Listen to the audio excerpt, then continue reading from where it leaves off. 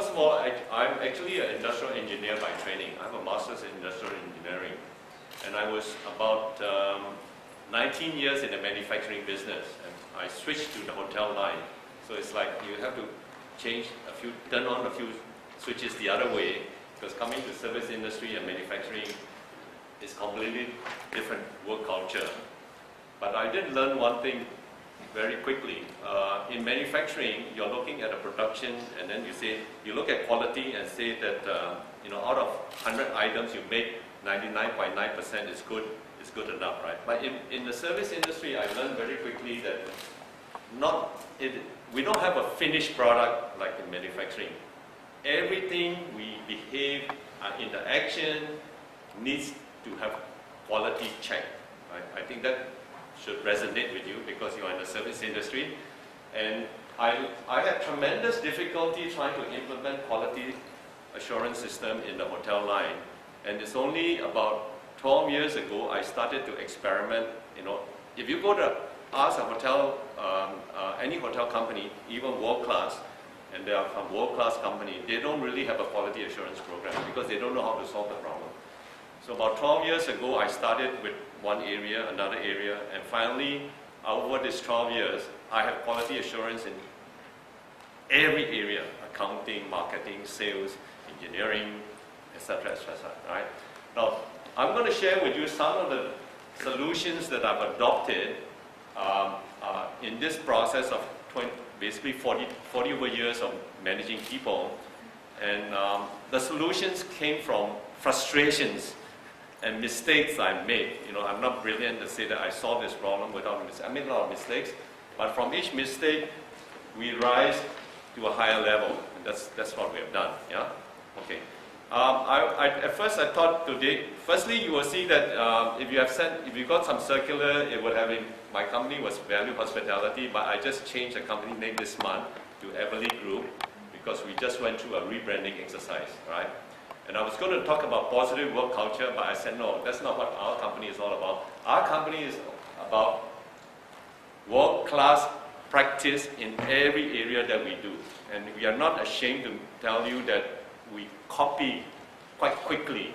If I come here and chit-chat with all of you and I hear something which is better practice than us, within 1 month we'll be debating this in the company, and then within the next next month it will be our practice. That's how we work in this company, in our company. Yeah? All right?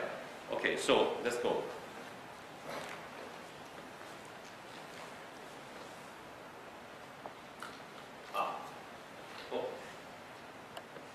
All right. I am going to mention 6 different areas of what it's all about to have a work culture. First is learning and the growing environment. I think you are in the business of education, so I think that should touch with you, right? The next thing is fair, open, and transparent culture. That's what we practice. Okay? Because if you want your people to be with you, right, everything must be fair, open, and transparent. I'm going to elaborate more on what I meant by that. Thirdly,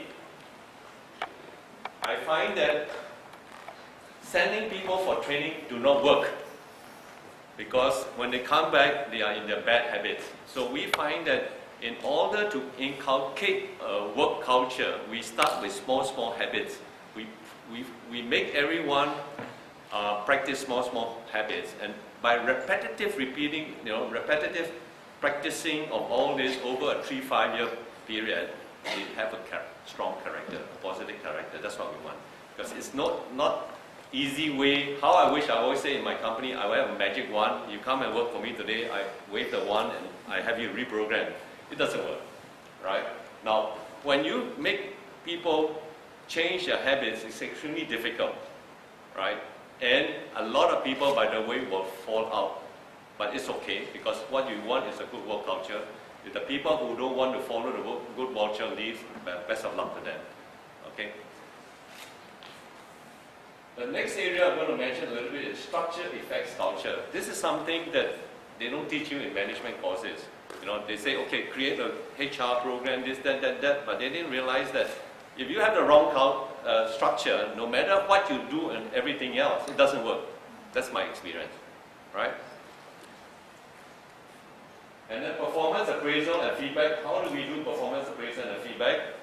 I'll share with you some of the solutions we have adopted. And finally, this is the glue that gels everything together, compensation management. Now, I understand, of course, you are in a non-profit organization. So what I say, you have to adjust it a little bit to suit what is required for a university. Yeah? Right. Learning and growing environment. We have learning the job and on the job, right? Everything we do, like I said, we teach people on the job, and all of us learn easier if it's experiential, right? So everything we do is learning as you work, right? And I find that the way we are working, I encourage all my people to go for the MBA or ACCA, and those few that went on and get their MBA, in fact most of our senior people have MBA now because I sort of push them to do that. And they find it's very easy to attend those courses because we are practicing, right? In fact, the lecturers are always very surprised. They say, oh, your company is not very big, but you are practicing? The answer is yes. So when you learn and you practice and then you go for classes, it's much easier, right? So we also teach about people. How do we look at people, right? How to evaluate people, whether the person is good or not good, or what is the potential. And where do you cut loss? On leadership, best practice in the world, and then in order to encourage computer literacy in our company, we basically have been giving laptop loans for 14 years already. And recently, on top of the laptop loan, we are giving iPad and iPhone because about 5 months ago, I decided that I made a decision to go on BlackBerry about 6 years ago because iPhone was not ready. But now, after re-evaluating the technology, I think that Apple format is superior to Android. And I have double-checked this by one of my staff, father is the Microsoft head of security for the programming, and he told me that if I'm going to develop any software, we develop a lot of software, by the way, on any platform, it is better to be on Apple world rather than Android world for the simple reason that security is much, much tighter. Right? Okay, so we now give subsidies for iPads and iPhone, and we are now writing software that is going to come on iPad and iPhone. For example, you will see later on, you must say, for example, check the toilet at 10 a.m. So 9:45 a.m., email comes, alert come out and say, hey, in 15 minutes time, you're going to check the toilet. So that's the type of program we are writing. So make it easy for us to work, right? We are also reading assignments. I'm not going to talk that much about this, but basically I choose what are the books that a person needs to read. Like, if you go to university, a university basically is 40 books. So if you read 4 books a year, you have a university degree in 10 years. That's roughly how it works, right? And what I've done is chosen books in every area, in marketing, in HR, etc., right? And then finally, everything we do is, like I said, experiential learning. Learn as you go. That's the best way, right? All right.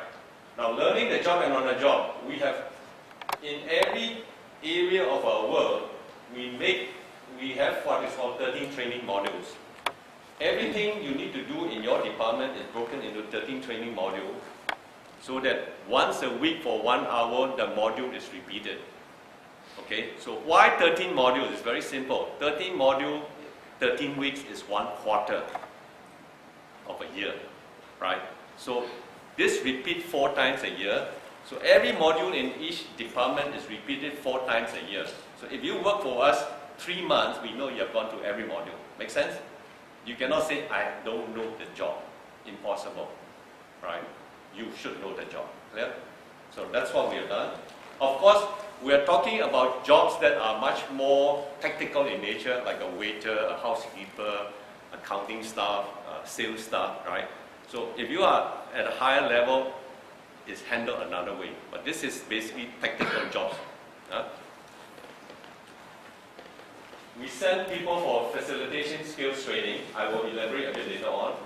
We also get people to serve on our committees. We have 4 committees at each hotel level: HR, marketing, engineering, finance. And these committees basically handle day-to-day tactical issues, like something IR, for example, recruitment, how to interview. Those are done at this type of committee level, right? Like in engineering, how do we do better processes, or something's wrong in the facilities. We also have a gym committee. Wherever there's a hotel, we have a gym committee, and I will explain a little bit why we have a gym committee. Firstly is to make our people fit. That's the primary objective.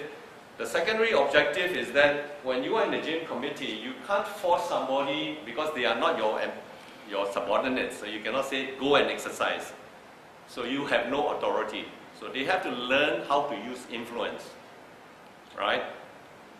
By using influence, it's a different set of skills. We always teach in our company that try not to use authority, because if you use authority, it only works for a short while. You must use influence, because if you use influence and the people follow you, they will be motivated for life. See, huge difference. However, in an emergency, better use authority, right? If we have a fire now here, we are not going to say, hey, let's debate who should go and call the fire station, etc., right? If there's a fire, you call the fire station, you go do this, finish. Of course, it's even better if it was a pre-plan. You should have a plan, a procedure already, yeah? Because we are hotels, we have festival committees, right? Because we have, every hotel has festivities, so we have all these committees. We have a monthly staff gathering. Now in a monthly staff gathering, we have about 8 functions in the monthly staffing gathering. One is the MC, one is preparing the food, one is preparing food, the agenda, one is doing the costing, etc., etc. So it's about, I can't remember now, 7 or 8, something I designed 18 years ago. So by making people volunteer for each function, we know that after they have gone through the 8 functions, they can organize a party anywhere. Makes sense? That means they can go home, if they have a birthday party, they have these 8 functions, they just have different people organize. So this is how we teach them, because we have to help our guests come to our hotel and organize an event, for example. So these are skills we know they must have.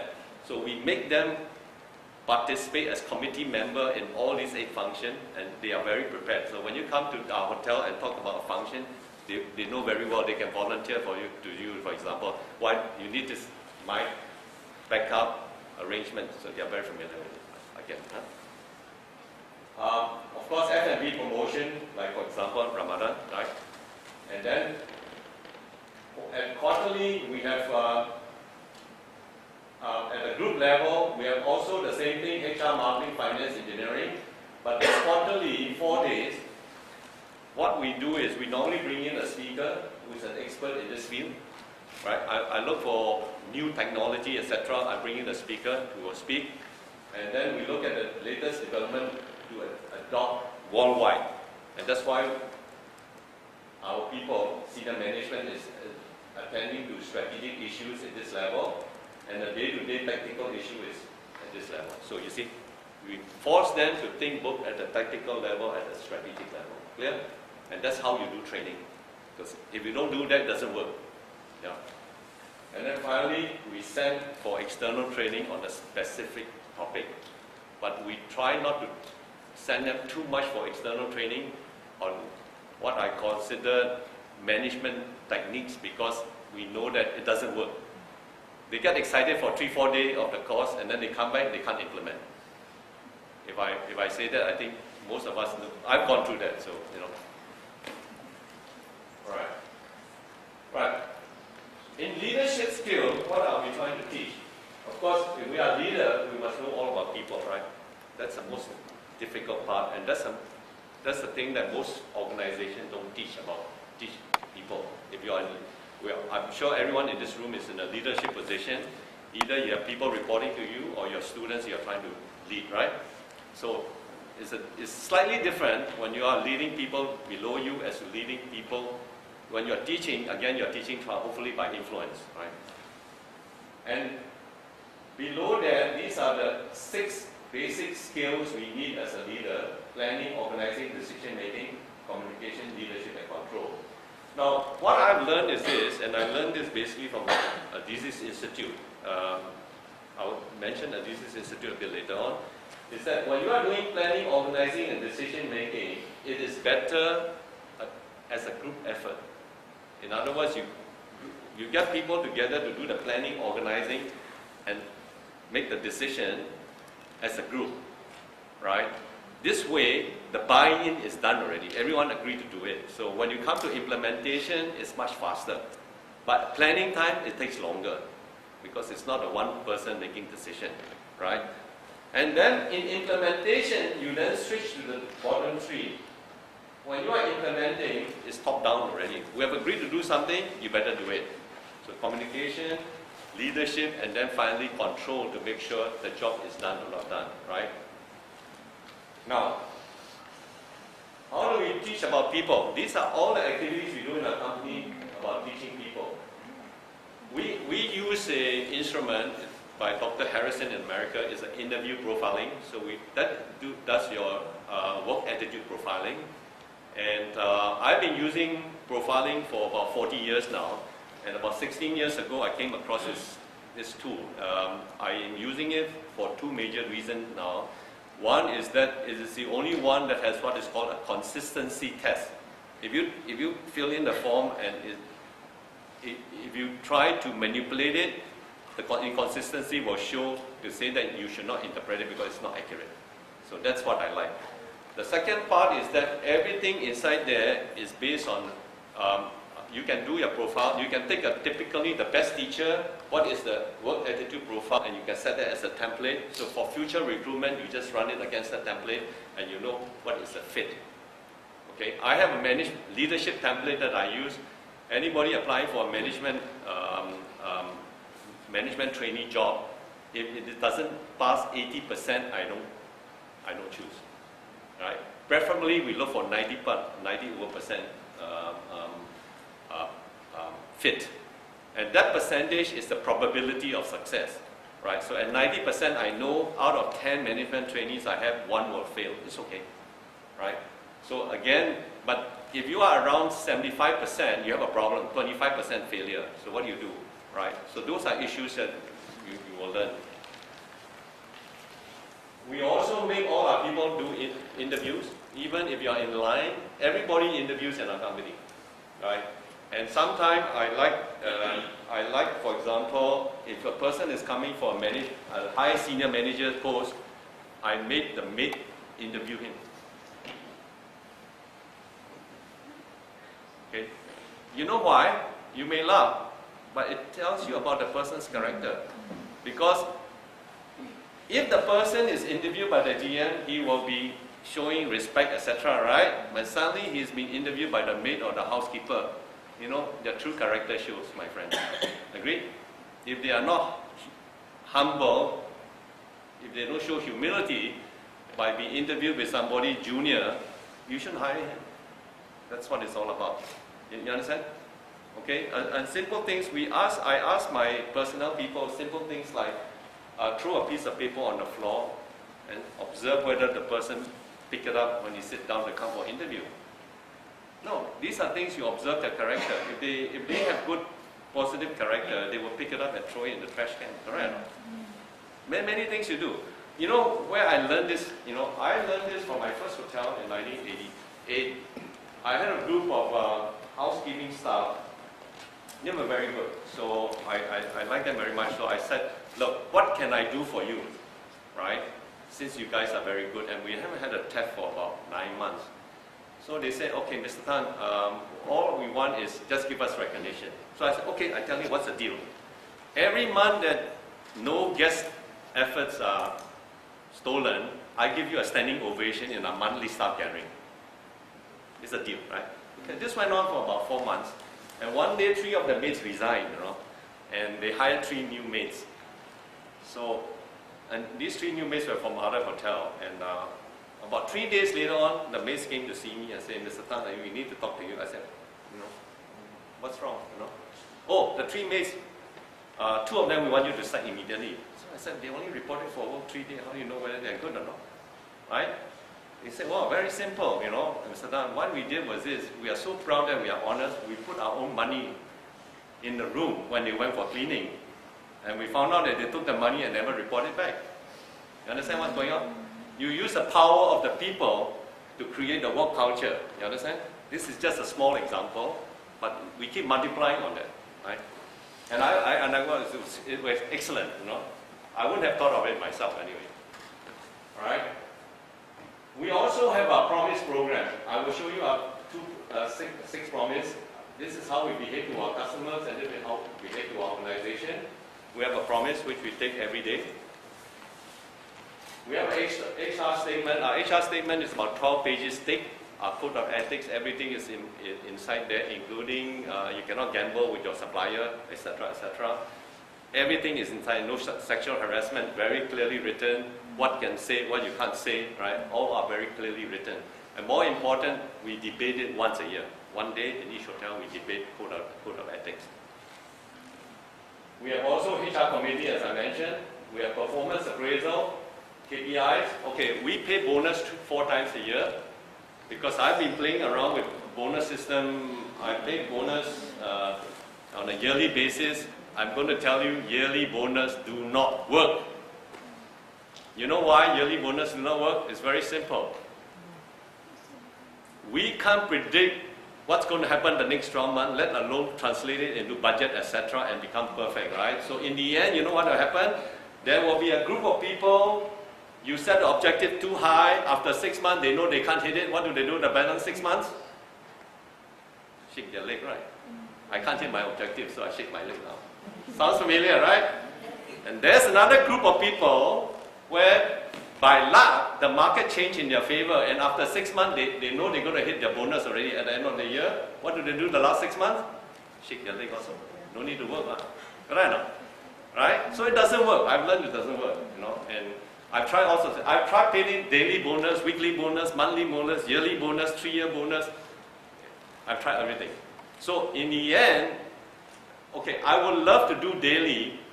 The lower the level, the faster should be the payout. That's the best. Too much work, too tedious to administer. So over the years, I've come down to quarterly already. Every 3 months, we set the KPIs. The month before the quarter, say December, we will have a presentation. Oh, everything we do is about, let's say the GM come here and present this my KPI for the next 3 months. Everyone agrees? Agree. Because they used to send it to me for approval, and I thought I was a fair person, but then I found out that, hey, behind my back, politics starts. They say, oh, Mr. Tan, not fair, my objective easy. His objective easy, my objective not easy. So I said, no, I don't understand. You all approve each other's objective. So what happened? If you disagree in the meeting, that means you have agreed, right? If you keep your mouth shut, you have agreed. So once our way of working in our company is whenever we have group meeting, you have the right to speak. If you refuse to speak, you have given up your right to speak. So once the meeting ends, you go out of the room and you speak against what was decided, you are considered defined in our company as politicking. Right? And I sack politicians, basically. Right? So this way, we remove the wind out of a political process. You understand what's happened? Less chances of politicking. We try to reduce. We try to minimize. Yeah, clear. But it's a lot of work, by the way. You know, to have open meeting is a lot of work, and you need to be humble. Otherwise, you won't be able to take it. Yeah. So that's what we want to inculcate. We have. Behavioral, that's a number base. Then we have behavioral appraisal. Behavioral appraisal is like, I'm sure, I don't know what form you're using, but typically initiative, score 1 to 10 or 1 to 5. And every time, you know, I used to fill out these forms, I say, how do I judge whether this person has initiative up to 5 or 3? I don't understand, right? So we have changed all this system in our company to say that initiative means, did you put your 1 suggestion per month? Can we verify that? Yes. Did you attend all the 5S and ICC meeting? Yes, I can verify that. Correct. So if you are 99% yes, you score the 5 on the initiative. a much easier way to evaluate. So we've changed everything in our company in terms of appraisal system. Yeah. And then we have what is now, we use now, this is something I've been using for about 10 years, but now we even have a graph ready now, force ranking. So let's say you have 10 person working for you, you force rank 10 person. The top, you must look for promotion opportunities for them. The middle, you leave alone. The bottom, 20% or 30%, you must have a corrective action plan to bring them up, or ask them to leave, right? And that is, we use a performance versus value chart. This is basically, I agree with Mr. Welch, GE chairman before, right? And I will elaborate a little bit more later on. And finally, disciplinary action, right? You must teach people how to take disciplinary action, because by nature, as Asian, we don't like to take discipline. We don't like to take discipline on people, right? And this is a big problem. I couldn't solve it. I still am not able to 100% solve it, but I will share with you which direction we're going, because the new software we are developing force you to make that decision. Yeah? Okay. And fundamentally, for people, we choose and promote good leaders with good values. That's the most important thing we must do. Yeah? Okay. Okay, so for people, this is American saying, hire smart or manage tough, right? But I personally, my own experience is that you try to hire smart and you must know how to manage tough, because you're going to make mistakes, right? No matter, even we are so careful, we still make, I think, our fit, if I don't have it directly measured, I would probably say that we still make about 20% mistake in hiring. Okay? But you must remember one thing, if you are making 20% mistake at the top, that 20% at the bottom become what? Big. Okay, so even 20% mistake in hiring is not acceptable. Even 5% mistake in hiring is not acceptable actually. So you must learn how to manage that. Right? It is not just hard number, because I've learned one thing. You can perform a job, but your work attitude is poor. You can still perform a job, but you cannot be promoted. You understand the difference, right? So we have learned that for people to take more and more responsibility, not only the job skill must improve, their character must also improve. Both must go up simultaneously. Otherwise, it doesn't work. Any organizing and decision making. Actually, we get them to do 5S, ICC, and Six Sigma. Actually, I failed in Six Sigma 8 years ago. I implemented Six Sigma 8 years ago in a company. I failed, and I failed for the simple reason that in the hotel line, people, they are not strong in maths. So I failed. So I'm in the midst of restarting. So by making them do all this, we teach them about planning, organizing, and decision making, problem solving. But these are mostly at tactical level, correct? If they keep repeating, their decision making, organizing, and planning, organizing, decision improves. Agreed? Then we have our group level for management training. Team works together on mission, a SWOT analysis, our structure, our strategy, budgeting, and compensation. We do that once a year. It's a process from June until October where we do a major strategic review of everything we do, right? And that's done once a year. And the processes we use is what you will learn in the MBA program. So that's why working for us depends on the educational level, 3 to 5 years. De facto, you have an MBA program, except that I can't give you a chop. But for my people, I make them go for MBA program. That's why earlier I mentioned, become easier. They can pass very quickly. Right? This is what we have. Alright. Then, on terms of communication, by learning the facilitation skills, they are facilitating the team, right? Automatically, their communication skills improve.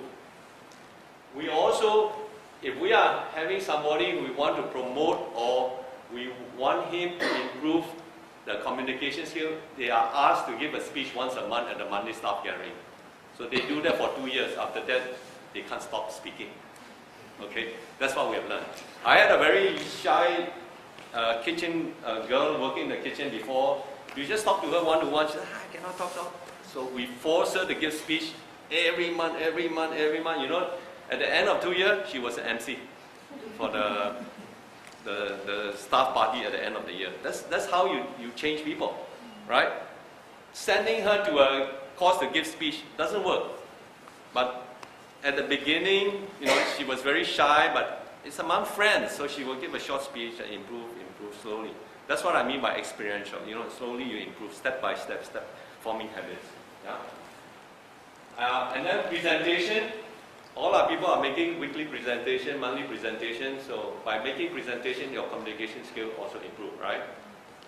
And this is very important because when you make presentation, you get questions, right? When you get questions, you must be able to answer immediately. And if you can't answer unless you know the topic. Oh, by the way, just stop me anytime if you have any questions, you know. Especially look at it, I'm covering many subjects. I'm sure you will come across area that you may have a problem today. Just raise it up, I'll address it. Or it's a problem you had in your previous organization. I know all of you are new here, so open mind, that's good. You may have that problem in your previous organization. I will share with you how I think it should be solved or how I have solved it, because I would have faced that problem already. And in leadership, we walk the talk, and I will explain why the promises are very important. And then by leading various teams. So this is how we train things, again, indirectly. And finally, in control, when we're doing task performance, positive and negative feedback, in fact, I have been very unhappy with this. This problem I haven't been able to solve, but recently, I developed a lot of software. We developed a lot of software in our company, and now our software is coming on task assignment. I give you assignment, right?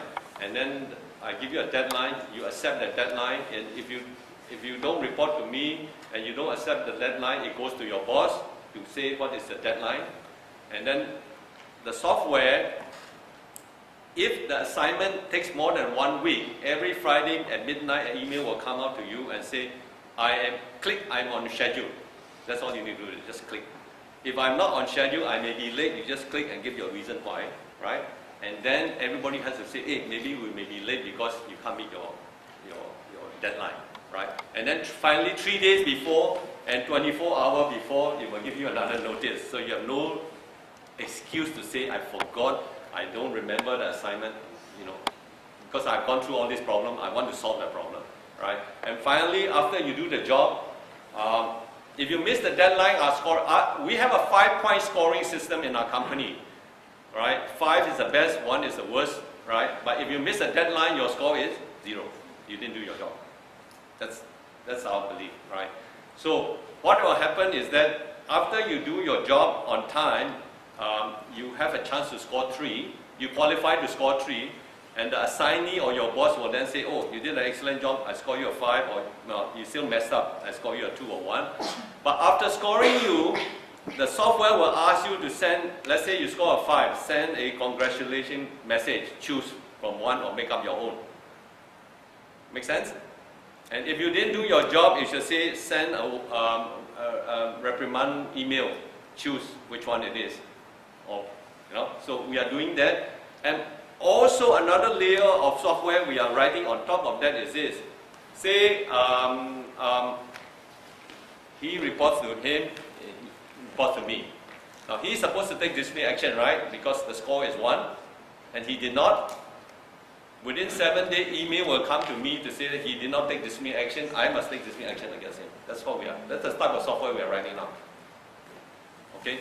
And by the way, if he sent the proper congratulations, etc., over a record, I must also send him a well done as a leader. I must not forget also. So everything must come with reward and penalty. Otherwise, it doesn't work. And then in the control, disciplinary action, termination of HR, etc., IR, etc., are in the HR committee. So we make everyone sit through it, right? And I've learned one thing.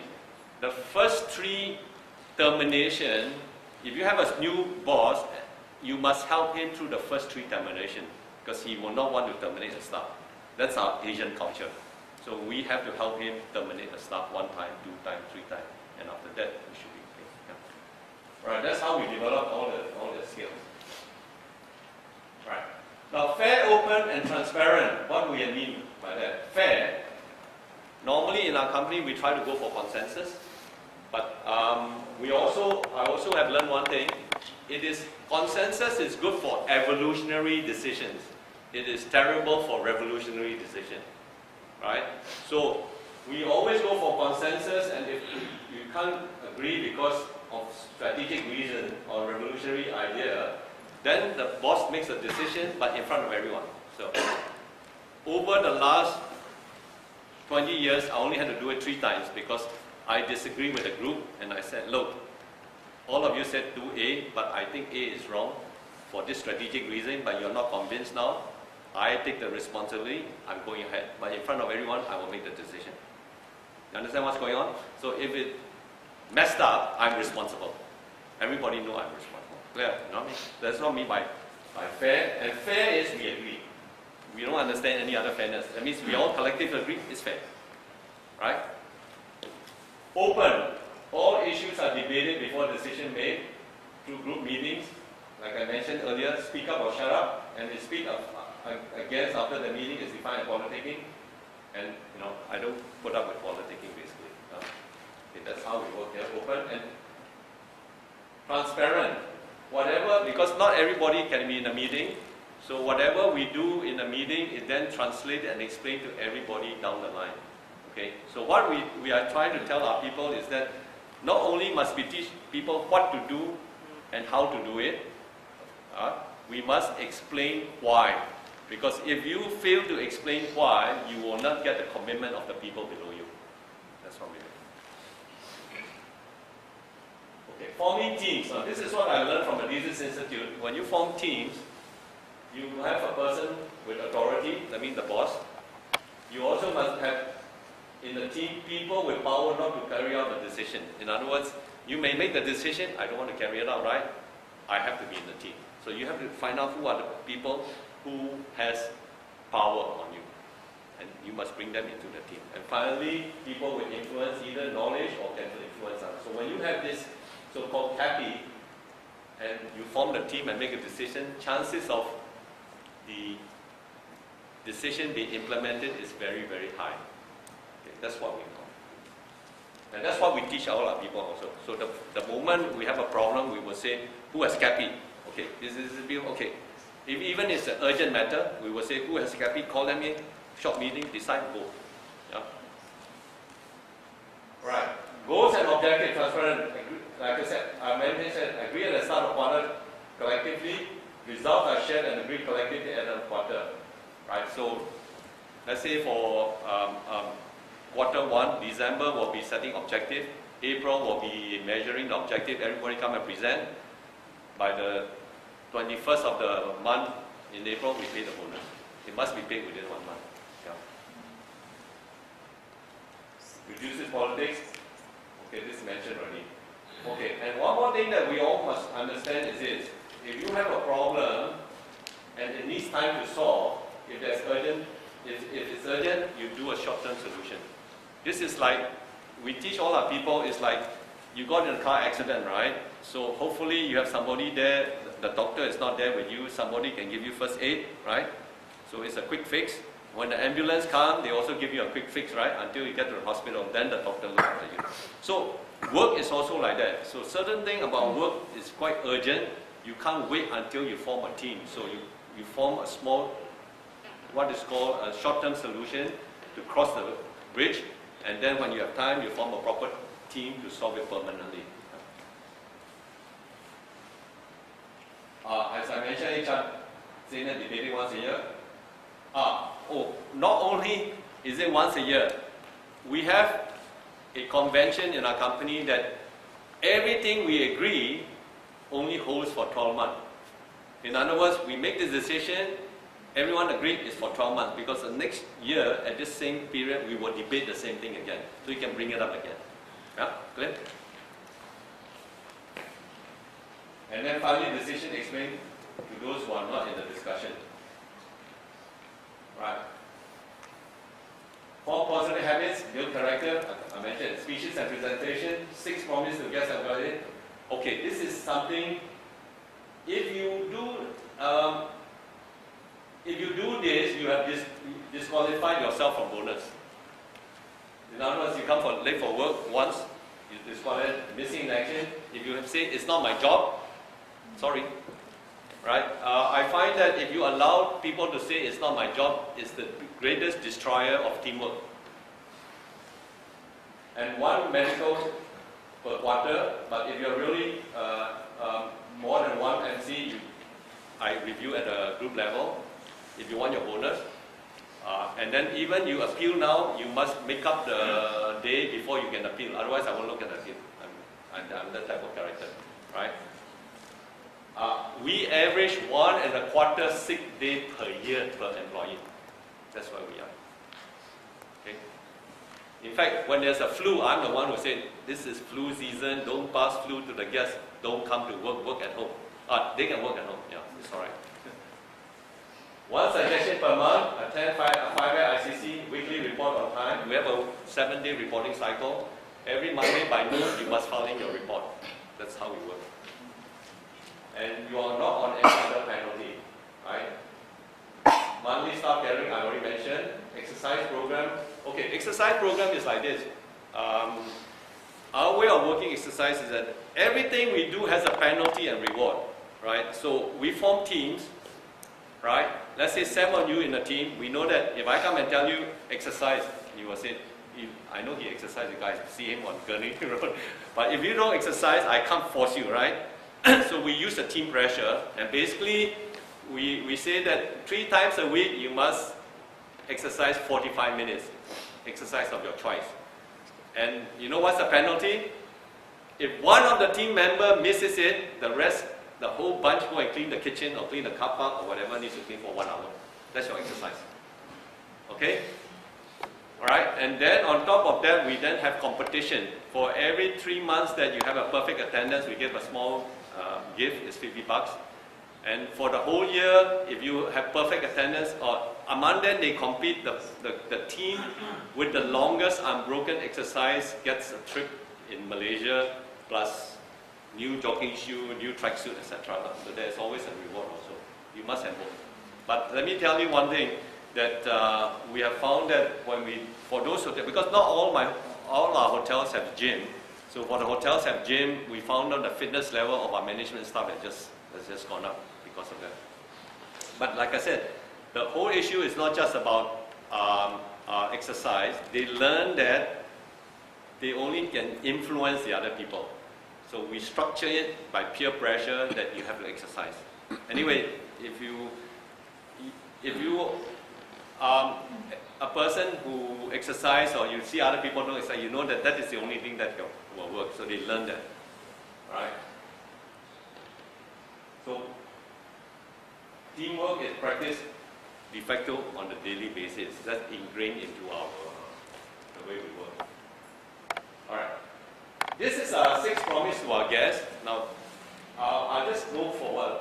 One is we promise to initiate and maintain eye contact, smile genuinely and warmly, and greet all guests within 10 feet of us, and upon leaving our area, bid a form farewell. Just an example. 6 is we promise to do whatever necessary to make our guests our champions, so that they are so pleased they will recommend us to their friends. Now, why 6 promise? Very simple. We work 6 days a week. So Monday we practice promise 1, 2, 3, 4, 5, 6. Understand what's going on? Right? Then we have our promise to our organization. It's like we promise to maintain a fair, just, open and transparent work environment, never to overpromise and keep to all our promises. That's our Monday. On Saturday is we promise to declare any conflict of interest issue immediately when we are aware of them. So this is ingrained. Every day they go through one promise, and if they are new, they will give you a project. The GM is supposed to give you a project to reinforce that promise. You understand what's going on? So by practicing, you're ingraining into the character. You understand what's going on? Actually, it's a bit of brainwashing, to tell the truth. But we agree, so it's not brainwashing. Now, why promise? The 6 promises. The next slide will explain why. Alright, 1 promise a day, training alone doesn't work, constant reminder becomes ingrained, right? Now, this is also another very important thing. Every person knows how to behave and what to expect from all fellow workers. So if you are promising like that and you're doing something different, can we find out? Immediately. if the boss, even I go to a hotel, I have to be very careful because I have to keep to this. I have to set good example. So if I don't set an example, they know. Right? And in the promise of our organization is to report, if somebody misbehaved, they are supposed to report confidentially, email direct to me. Right? I get some email once in a while, but a lot of time I don't get, but it doesn't matter because this is our code of conduct. And this is done in this 6 promise so that anyone misbehave, we can find out faster. That's all. Clear? Leaders must walk the talk or no respect from others will be reported by someone. Structure. Okay. This is something that I want to share with you, which you will not normally learn. It's very important to be very clear who is responsible for rewards and penalties, either the line manager or staff manager. Our belief is that it must be the line manager. Your boss must be the one deciding what is your reward and penalty. Now, okay. In Malaysia, I have talked to many HR people, or even in hotels. The staff is not performing. So what do? They send to HR, please discipline him. Please give him warning letter. Yes? You have seen that before? Doesn't work. I tell you why it doesn't work. The HR or personnel is a staff function, right? This person not working, does it affect them at all? No. They don't do work for them, agree? So, if they don't do work for them and they're not performing and you're asking them to discipline, normally they will give the lightest discipline. Or just give warning now. Yes or no? It doesn't work.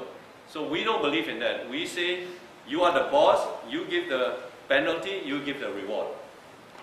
HR is your advisor. HR said, did you give 3 warning letters or not before you sack him? Right? Did you hold a proper IR or not? So HR checks to make sure you follow the law, you follow all the policies and procedure of your company before you take disciplinary action. Right? But it's a line guy who works. Right? Okay. The other thing is that staff manager only manages cost. That means if you are accounting department, HR, you only manage cost. Right? If you want to develop people, you should try to have line manager manage the profit, which is revenue and cost. I know this is a non-profit organization, so you may have to adjust what I say in a slightly different way. But in a hotel, for example, I like my room division manager is a profit center. He's in charge of sales, in charge of production, and in charge of not really accounting, because accounting is contracted out accounting. To have a minimum profit center responsibility, you must have sales revenue and you must have a cost against it. Then you are managing profit. Because when you manage profit, your thinking becomes different. Because you can make profit by increasing price or decreasing cost or any combination between the two. So your flexibility is wider. Well, the cost manager, he's only compared against cost, so he should cut his cost, right? But having said that, there are some certain things you don't want to cut costs. So it's a lot more subjective. And for me, I like as many profit centers as possible, because the more profit center managers you have, you are developing future GMs. That's basically what you're doing. And more important is make sure responsibility equals accountability. Right? For example, just now, just on the simple thing like HR, who is responsible for the non-performance of the staff? The boss, right? Okay? Is he accountable? He is not accountable because disciplinary action taken by the HR or personnel. So you can't. Or, for example, I give you another example which is typical. Who should be, say for example, now I'm not here to criticize, just sharing with you the problems we go through. Who should be responsible for cleanliness of this auditorium, for example? Who do you think? Housekeeping? Sorry? Maintenance. Now let me ask you one thing. I'm going to give you a different example. You drive a car? Yes.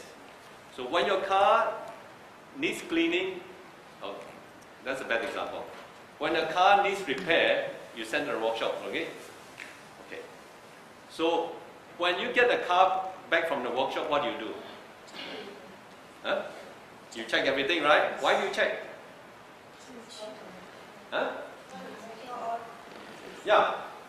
But the word is you check because you know you are responsible. Correct or not? Can you go to that workshop, say, depend on the type of problem, 1 month later and say you didn't do the job? Chances are you can't, right? Take a simple thing like wheel alignment. Right? Can you go 1 month later and say, hey, you didn't do my wheel alignment correctly or not? The guy will laugh at you, right? Okay? So now I'm asking you, using that as an example, can the maintenance be responsible for cleanliness here? Say for example, we just have this meeting, we mess it up and we leave. Is it fair to the maintenance guy that he is responsible for cleanliness? No. So we make the person in charge of the F&B, this room belongs to you. Anything dirty here, you are responsible. Maintenance or housekeeping is coming to clean once a day. You should check the cleanliness after they clean. When they finish cleaning, you should say, yeah, it's done or not, like the mechanic, right? Okay? But the rest of the day, you are responsible. So minor cleaning, you clean up. If somebody mess it all up, let's say in our banquet, a lot of time people, after function, people throw up, then you call housekeeping, come quickly now to clean up, right? But other times, you should just clean up yourself. So that's a good example of making sure responsibility equal accountability. Because if not, the poor maintenance guy, whoever come and say, hey, it's dirty, and then you go and make him, reprimand him. It's not fair, because he only come and clean once a day, for example. Okay? So that's what I mean. I'm giving a small example of what I mean by responsibility equal accountability. Yeah. Performance appraisal, KPIs, behavior appraisal 2 times a year. We also do a Johari window. That is, everybody give feedback, what are their strengths and weaknesses. We have force ranking and performance and versus value analysis now. And popular assignment, I already mentioned to you. Right? I already described to you. And finally, compensation system. Now, again, you must adjust what I'm talking in view that you are a non-profit organization, right? Okay. Compensation, we basically follow Hayes system. I don't know what any one of you are familiar with Hayes. Hayes is a job evaluation sort of pay compensation measurement company. And we normally like to keep our base pay at lower half of the scale. Let's say they take an industry graph and they say this is the bell graph, so we want the base pay to be at the lower half. That's what we want.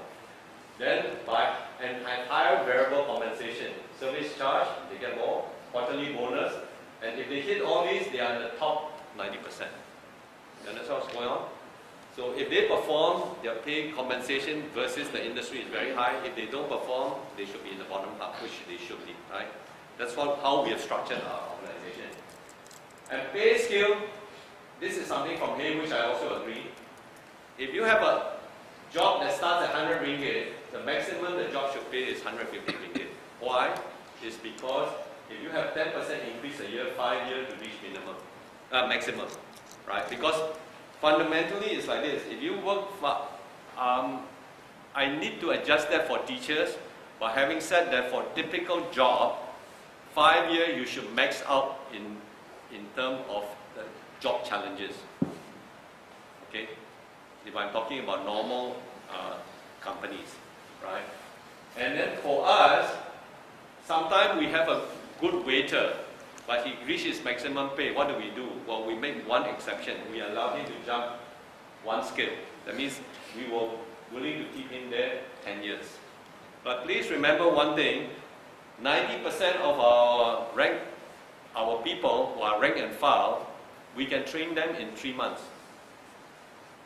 Everything they need to know to do their job can be trained with a maximum of 3 months. So because the time period you need to train him is short, you don't want to keep him 30 years. You understand what's going on? Because your cost will keep going up. So we force them either to get themselves ready for promotion, or they must be happy and they come and say, we are happy, I'm happy at this pay, I don't mind staying in this pay. Okay, that's nothing wrong with it. But we must manage their expectations. Clear? Because all of us has limits. And we also set educational qualification for various levels. Today, for example, you want GM, you must have an MBA already. That's you know. But if we give you an exception, we will give you a time frame, say 2 years or 3 years, you must go and get it. And time needed to train determines time to get to that level. For example, if I'm sharing this with you is, if you have an engineer who will take 8 years to 10 years of skill before he is competent, I mean, you're not going to let him go after 5 years, right? So for that type of skill, you must change your structure to the point where you can say, okay, I'm willing to keep him 25 years, right? So you have to move within that spectrum. And system must have rewards and penalty. For us, when a person don't perform out of the certificate 4 point, we deduct 1 point for 3 months, and he's in the penalty box. If he violates the second time, we deduct 2 penalty points for 6 months, 3 for 9 months, and then finally 4 for 12 months. And by the time you reach 3 for 9 months, we are telling him, you better go and look for another job. Okay? But that's basically what I have for sharing. I have actually how a little bit more on application in our company. Should I just go through that? I address any questions first? Any questions? Yes.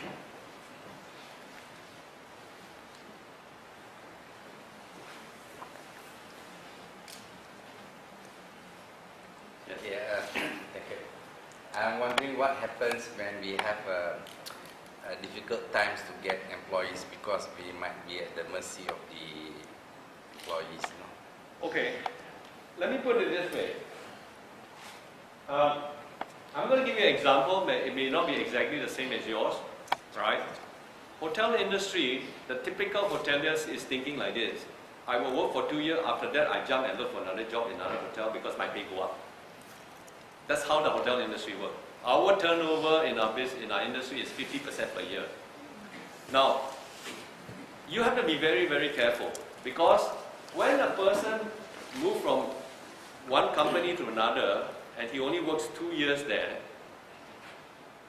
he has gained how many years experience? 2 years, right? Okay. Now, he goes to the next job, he stays 2 more years, he leaves for another job. Now, I'm going to ask you a question. Does he have 4-year experience or 2-year experience repeated twice? Chances are he only got 2-year experience repeated twice. Okay. You got to be very, very careful, right? So I interviewed a very, very senior manager just about 18 months ago. This person, better not mention he or she. This person moved from a hotel. I'm just going to share with you compensation, earning 15,000 per month, to another hotel earning 25,000 per month. Okay? And after 6 months in the new job, she was looking for a job. So my friend introduced me. So I said, okay, come and have a chat. So this person came. This person came. Anyway, even I mentioned he or she doesn't mention the person's name. So I'm short of managers, by the way. I'm very, very short of managers, especially GM level. I asked her 8 questions. Okay, some of the questions are answered today in front of you already. So out of these 8 questions, I asked very tactical questions, I asked strategic questions, I asked structural issues. How many do you think she can answer? Huh? 2.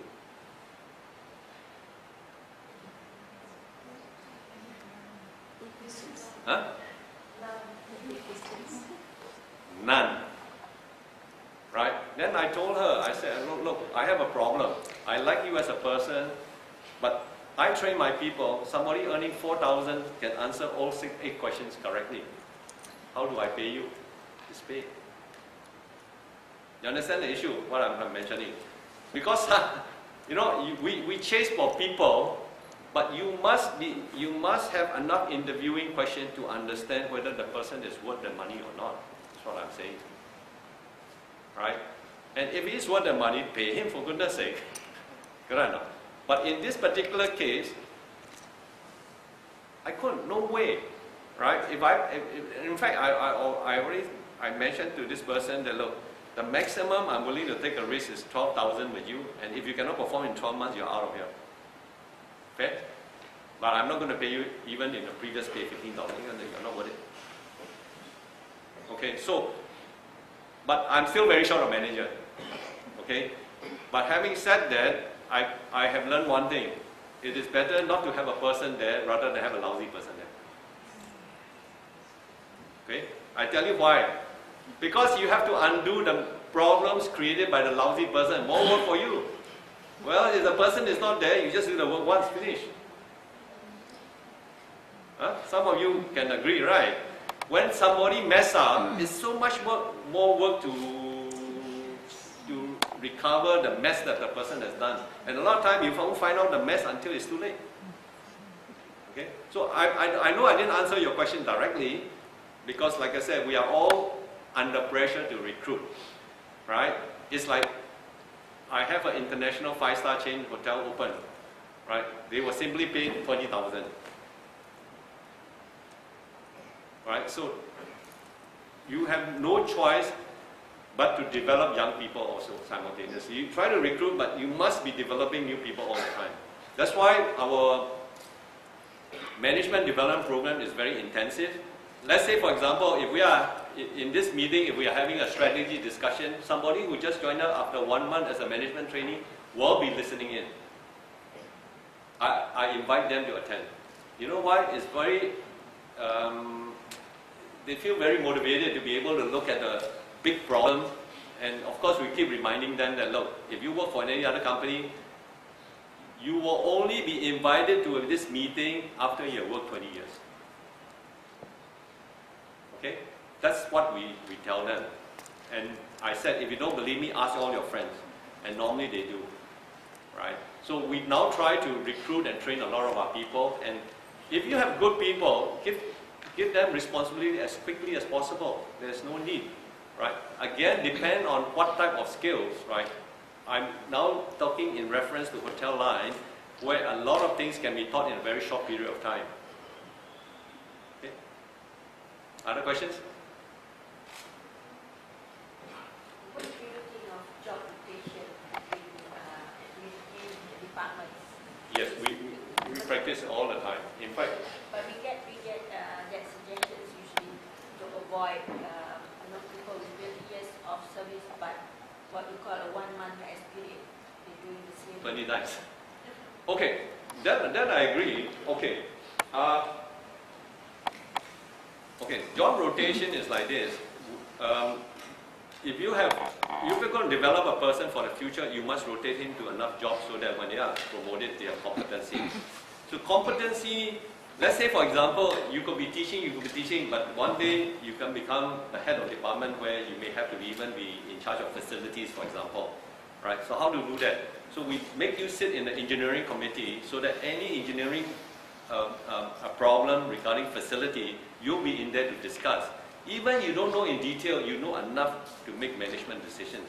That's very, very critical, right? I also learned one thing, that a lot of my senior manager, I force them to go into accounting for at least 6 months because they are very scared of accounting. And you can't really be a leader today if you don't know accounts, because everything is financial based, you know. So, and then one more thing, you have another category of people, as I said, you promote them until they reach the maximum already. You know they don't have the potential for further promotion. So what you do is you create an interesting work environment for them by rotating to other jobs. They will stay longer also. Right? Although their pay won't go up, but the challenge of the jobs will make it a much more productive staff.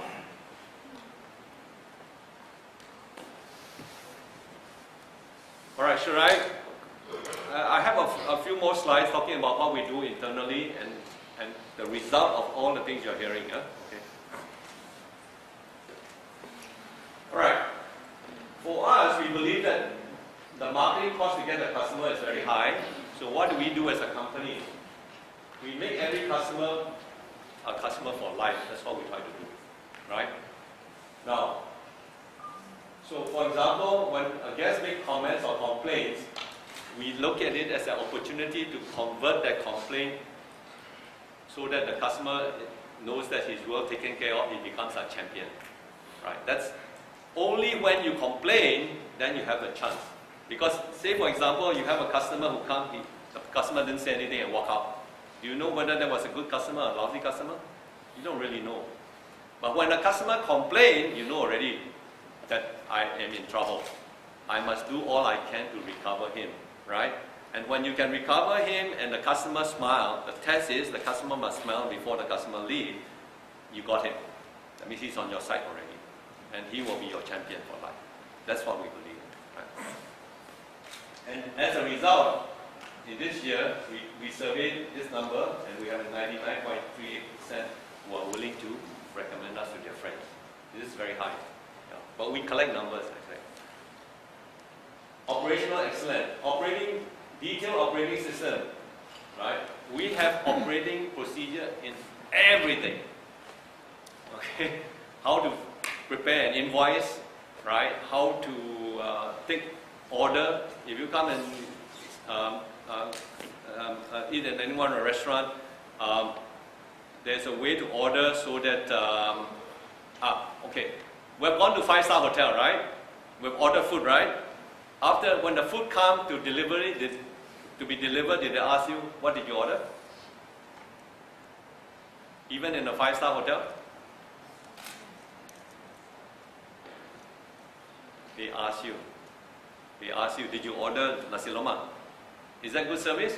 To me, that is lousy service. Right? Because the moment you order something, until it's delivered on your table, you should not ask again. That's a test. Including the two of you change seats. Yeah? Or the waiter who take the order has to be hospitalized. The next waiter can deliver without asking. Make sense or not? Correct? Why should we as customer be asked second time, let alone a third time? Many times I'm asked the third time. It's very simple. The system we develop is we draw pictures. Every customer we draw. We have a shorthand drawing. And more important, by drawing every customer, after 6 months, what happened to the eyes? They are more discerning, they can remember the customer easier. You understand what's going on? Okay, that's a detail we go into developing our systems. Yeah. Okay. But as a result, we also know when a person is not following procedure. I give you an example. We have one a manager join us from a very well-known international hotel. I won't mention name. I have tremendous respect for that company.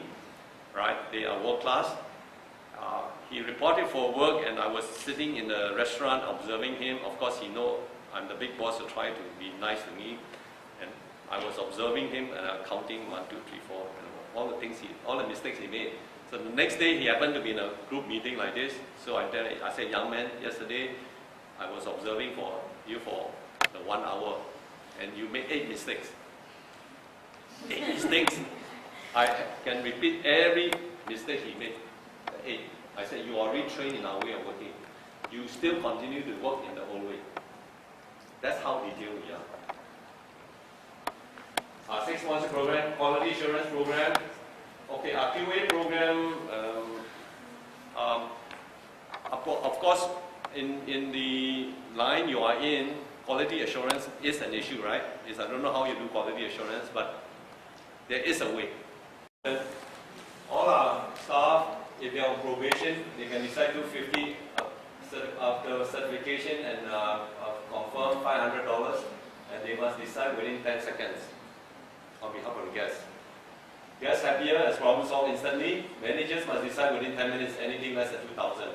And above 2,000, we have to check legal issues, etc. Because a lot of time we find any complaint more than 2,000, the customer is trying to cheat us. So we have 1 or 2 cases a year. I have to review it. But they will decide within 10 minutes. 99.99% of the problem. So as a result, we don't solve small problems anymore. Management time is spent here. Okay? And leadership, by example, we eat together, all our people, even the GM is in the staff canteen for duty meal. We must, the general must eat with the soldier, otherwise the soldier will not fight for the general. That's what we believe. Okay. Benefits of the staff. by having, you know, we have the 10% service point, right? So we multitask, and because we multitask, we use less staff. The take-home pay is very high, and then we pay quarterly bonus. Yeah, and our rank and file pay is one of the highest. In the market where a person finishing Form 5 earns about, say, $800, our rank and file take home about $1,600, $1,700. It's good money. But they have to work together. And because of that, high morale. Multitasking within a hotel and inter-hotel. That means if we have a HR person in one hotel A who is good, that hotel A will help the other hotels. So this way, all overhead will drop. Okay, and we do inter-hotel audits. So this way, our staffing is one of the lowest. 4-star, we are 0.5, 0.6 star per room. 3-star, 2-star. Because we are the highest productivity leader, we become it's a cost leader. We are taking the cost leadership. And then our IT, web reservation, a lot of IT programs here. All these programs we have. I've developed a lot of software, you know, to make us more efficient. All our IT are written, for example, our night auditor, he has to finish his work at 4 a.m. That's our default time, and if he didn't finish, the moment at 4 a.m. email come out, he didn't do his job. It's very powerful because he won't want the email to go out. He will get it done before 4 a.m. We know that. And we are now collecting data. If you stay in a 4-star hotel, 3-star sometimes we don't install it. If you stay in your room and ask for a towel, I know how many minutes the towel got to you, and that's against our standard time. If it exceeds standard time, email goes to the GM, he has to call up the customer and say, look, I'm sorry, the towel took more than 10 minutes. Can I invite you for a drink downstairs, whatever, recovery. Right. Everything has time standard. These are the challenges I'm working on now. QA program of a functional area. I've been 2 years on it now, still not perfect yet. We are doing a meal by meal period costing. We find a food costing at the end of the month not accurate. So we are now doing, after breakfast, the food cost must come out. After lunch, the food cost must come out. Because if the cost come out timely, we know what went wrong. Right? Currently, at the end of the month, we won't know.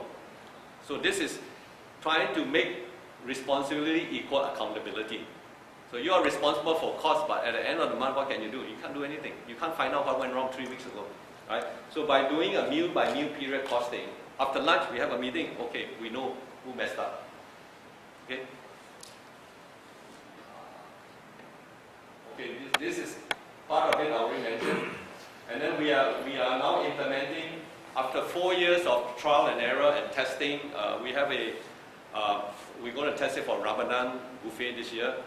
All our planning process is on a software now. In fact, next week I'm finalizing it so that it starts, for example, in the planning process, it's supposed to check how's the weather today, not raining, okay, customer will come. Rain a lot, you will expect less customer. For example, payday, more customer. So there's a lot of checklists on the marketing side, and then based on that, you predict how many customers will come. Then you must do something at noon, at 2 p.m., 6 p.m. countdown until at night do the food costing for the night. So all these are now written in the software program so that we have control at the end of each day. You know. But because we do that so often, not only for Ramadan buffet, but for any promotion we do, that's why it's worth our while to write the software.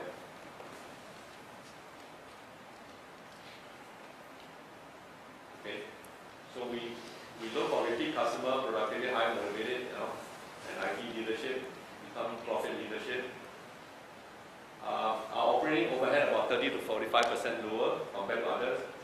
Break even is about at 30 to 35% occupancy. Typical hotel break even around 50%. We are at 30 to 35. We normally achieve 10% higher than market occupancy. And financially, the owner has less risk because at 55% occupancy, he can pay the bank. And then because you make more money, hotel is worth more, and then our service is actually free. Because if I pay $1, I make for the owner about $4. So we are free actually. And this is when I meant by out of our 7 hotels, 6 hotels are either service award winner or top 3 in their category. Right? If 6 out of 7 win award, it cannot be by accident, my friend. There is a systematic way of working. That's what I'm sharing with you. Right? Finally, when I take on a new project, I guarantee a turnaround in 6 months. Thank you.